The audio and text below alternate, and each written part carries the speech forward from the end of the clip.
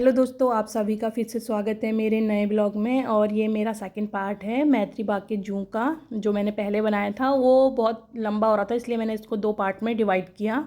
और यहाँ पर बच्चे देख रहे थे बतख, और बतख एक झुंड में बैठे हुए थे। फिर ये देख रहे थे, इसी के बगल में थे ये हिरन। हिरन कुछ तो हिरन अपना लंच टाइम चल रहा था उनका, वो लंच कर रहे थे, कुछ पानी पी रहे थे, और कुछ अपने बिजी थे अपने काम धाम में। उसके बाद था ये ऑस्ट्रिच। ऑस्ट्रिच तो बहुत ज़्यादा अग्रेसिव हो रहा था, ये हमारे साथ साथ चल रहा था। पता नहीं इसको क्या लगा कि मैं किसको देख रहा हूँ। बच्चे तो मेरे इसकी आवाज़ निकाल रहे थे। डुग्गू और छोटी तो जहाँ जहाँ को चल रहे थे, या वहाँ वहाँ को उनके पीछे पीछे चल रहा था। बेबी ऊपर जा रही थी ऊपर, नीचे जा रही थी नीचे। मतलब दूसरा ऑस्ट्रिच तो बिल्कुल भी रिस्पॉन्स नहीं कर रहा था, ये अच्छा कर रहा था। मेरे बच्चे फर्स्ट टाइम देख रहे थे सारे एनिमल अपनी आँखों के सामने। ये देखा हमने चीता। चीता बेचारे को कोई रिस्पॉन्स नहीं दिया उसने हमें। हल्ला गुल्ला का कोई मतलब उसको असर ही नहीं पड़ा, सोया था आराम से। फिर ये लोग चल दिया आगे की तरफ, और फिर उसके आगे था वाइट टाइगर। ये भी हमारा हल्ला गुल्ला सुन के ये तो थोड़ा सा उठ के चला ही गया। जो हम लोगों ने तो देख लिया अच्छे से, लेकिन जो हमारे पीछे आ रहे थे उन्हें वाइट टाइगर देखना नसीब नहीं हुआ, उन्होंने तो देखा भी नहीं, क्योंकि ये चला गया था बेचारा। जैसे तैसे हिम्मत करके खड़ा हुआ और चलता बना ये। उसके बाद आगे को गए हम, वहाँ थे लकड़बग्गे। ये इनका भी लंच टाइम चल रहा था, ये भी बेचारे खाने पीने में बिजी थे अपने। तो ये तो इतने पास से दिखे नहीं हमें। उसके बाद हम आगे को चले गए थे, ये था लायन। ये बेचारा धूप सेक रहा था, लेकिन ये भी शोरगुल सुन के ये भी खड़ा हो गया, घूमने फिरने लग गया था। ये नहीं तो ये बैठ के आराम से धूप सेक रहा था। इसने भी हल्ला गुल्ला सुना, ये भी चलता बना अपनी उसमें धुन में, कहीं को भी चल रहा था। उसके बाद बेबी तो हमारी बहुत परेशान हो गई थी, कह रही थी मुझे गोद में ले लो, कोई गोद में ले लो। लेकिन यहाँ खुद का चलना मुश्किल होता, उसे गोद में कहाँ से लेते। उसे पानी की प्यास बहुत ज़्यादा लगी थी, मैं पानी की बोतल लाना भूल गई थी। और दूसरा वो परेशान हो गई थी, उसे कोई भी एनिमल अच्छे से दिखाई नहीं दे रहा था, क्योंकि उसकी हाइट छोटी पड़ जा रही थी। लेकिन गोद में तो हम बैठा रहे थे उसको, लेकिन उससे दिखाई नहीं दे रहा था। ये था हिरन का बच्चा। ये तो ये देखा उसने अच्छे से, ये तो सामने में दिख रहे थे।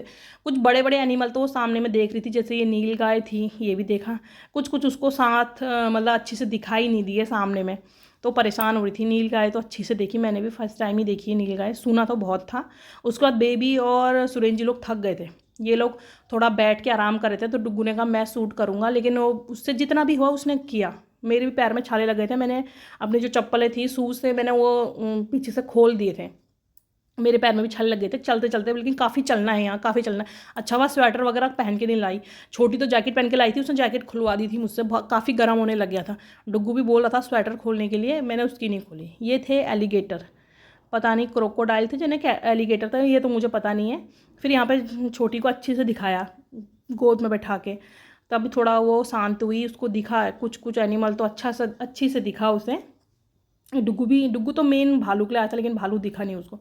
वो कह रहा था कि मुझे भालू देखने जाना है दोबारा से, तो हमने कहा इतनी ताकत नहीं है भाई, दो दो बार ऊपर नीचे ऊपर नीचे। छोटी ने बहुत परेशान कर दिया था। ये टाइम बेस्ट है दिसंबर का महीना, मतलब यहाँ पे घूमने के लिए, क्योंकि यहाँ तो हमेशा गर्मी रहती है। फिर भी छोटी ने हमारी स्वेटर खोली, बाकी किसी ने नहीं खोली, और मैं तो पहन के ही नहीं लेके आई थी। इतना ठंडा हो ही नहीं रहा था, यहाँ पर गर्मी हो रही थी। और थोड़ा सा बाइक में आने जाने में थोड़ा सा हवा लगती है, तो इन ये लोग अपने ये लेके आए थे कान में लगाने के लिए हेडफोन वगैरह। बाकी नहीं थी ठंडी, तो है ही नहीं यहाँ पे, और गर्म ही लग रहा था बल्कि चलते चलते। फिर डुग्गू ने हमारी और सुरेंद्र जी की फ़ोटो ली थोड़ा बैठ के, अच्छी लिया उसने भी, कैमरा उसका हिल रहा था। उसके बाद ये था हमारा एलिगेटर, शायद ये था एलिगेटर। ये तो एक ही था, एक डुप्लीकेट बनाया हुआ था। इनको तो कोई फ़र्क नहीं है, तो आराम से धूप सेक रहे थे मज़े से, कोई वो नहीं। उसके बाद छोटी परेशान कर रही थी, तो हम दूसरी बार तो आगे को गए ही नहीं। फिर हम बाहर निकल गए। फिर यहाँ पर थी एक दुकान, लेकिन इस दुकान में पानी लेने के लिए गए थे, लेकिन अंकल जी ने कहा मैं ऑनलाइन नहीं कैश लेता हूँ, तो कैश तो था नहीं। तो उसके बाद हम आगे को गए। छोटी थोड़ा नौका विहार का वो था ना, ऐड चल रहा था कि मतलब बोटिंग के लिए, तो छोटी थोड़ा अपना मन शांत किया उसने, और नाव में बैठने के लिए खुश हो गई। वो देखा उसने पहले, उसके बाद उसने वो पानी भूख सब भूल गई नाव में बैठने के लिए।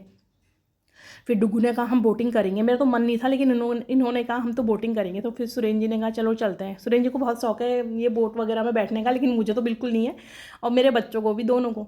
ये खुशी खुशी नाचते नाचते गए बोट में बैठने के लिए, और बोट में बैठे। तो मैं तो बिल्कुल नहीं बैठी थी, लेकिन सुरेंद्र जी ने वहाँ टिकट ले ली थी, फिर मैं बैठ गई। और लेकिन इतना गहरा नहीं है, मुझे लगता है डर इसमें बोट में बैठने के लिए, लेकिन ये इतना गहरा नहीं है। डुग्गू ने तो बोला मैं ही मतलब ये बोट को पापा के साथ चलाऊँगा। वो तो एंजॉय कर रहा था, अच्छा भी लग रहा था। लेकिन हमने 1 या 2 राउंड ऐसे ही मारे, उसके बाद इनके पैर जवाब दे दिए। इन्होंने कहा हम नहीं चला सकते इतनी ज़्यादा, मतलब ज़्यादा बड़ा तो नहीं था, छोटा ही था, लेकिन इनके पैर थक गए थे। छोटी तो हमारी बहुत एंजॉय करी थी, इसका मन नहीं कर रहा था घर जाने का, कह रही थी आज हम यहीं रहते हैं, कह रही थी वो।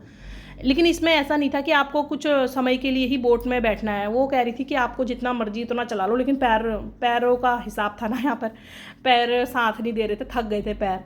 उसके बाद हम निकल गए थे, तो हम आगे को निकले तो उसके पापा, तो हम जा रहे थे, मतलब हम तो हमें जाते जाते कोई बोर्ड में पढ़ मतलब लिखा हुआ कुछ दिख रहा था, तो हम उसके हिसाब से चल रहे थे। और घर जाने का भी रास्ता सेम यही था, पीछे के रास्ते से। तो हमें रास्ते में जो जो दिख रहा था हम वहाँ चले जा रहे थे। छोटी ने हमारी ट्रेन देख ली, इसने कहा मैं इसमें बैठूंगी, और ज़्यादा अपनी मतलब भूख और पानी को इसने कंट्रोल कर लिया, भूख प्यास सब कंट्रोल करके ये ट्रेन में आ गई।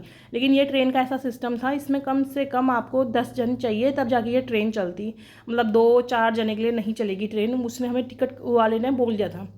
बिल्कुल एकदम प्रॉपर प्लेटफॉर्म की तरह यहाँ पर इसका प्लेटफॉर्म बनाया हुआ था। काफ़ी देर इंतज़ार किया हमने, कम से कम 1-1.5 घंटा हमने यहाँ पे इंतज़ार किया, तब जाके ये ट्रेन चली। वो भी 8 बंदे हुए, 10 बंदे फिर भी नहीं हुए, 8 बंदे हुए। मैं तो बोली थी वापस चलते हैं, तो सुरेंद्र जी ने कहा अब बच्चे लोग बैठ गए, अब क्या ये वापस चले, और फिर टिकट वापस होता भी नहीं। फिर कब ये हमको बैठा के एक राउंड लगा के लाया, पता ही नहीं चला, बैठा ना बैठा एक जैसा हुआ, हमें महसूस ही नहीं हुआ हम किस में बैठे। पैसा वेस्ट है इसमें तो, लेकिन बच्चे खुश हो गए थे। फिर ये अभी शाम का टाइम, मतलब हम 11 बजे निकल गए थे, तो ये 2-2:30 बजे हम वापस जा रहे थे, तो तभी दुकान लगना चालू हो रही थी। फिर इन्हें भूख लग गई थी, सुरेंद्र जी और बच्चों, हमें भूख लग गई थी, तो हम चले गए थे हरिकेश।